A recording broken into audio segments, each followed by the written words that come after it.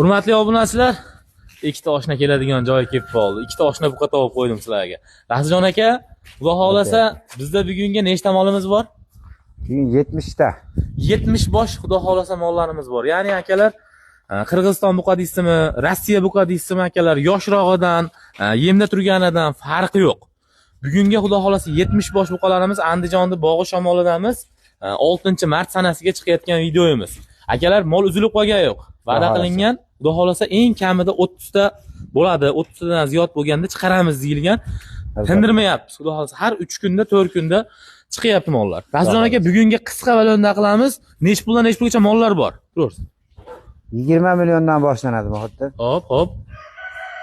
20 milliondan boshlab 28 milliongacha mol bor. 20 milliondan 28 million so'mgacha mollarimiz bor. Endi 28ligi ham asha bittikda bo'ladi, ko'payib ketmaydi. Ko'ppas. 20 millionligi ham xuddi shunaqa. O'rtada bitaveradi ish. Albatta. Agar 21, 22 ketaveradi xudo xolasa. Dastavkalarimiz eng kami nechta olish kerak O'zbekiston bo'yicha?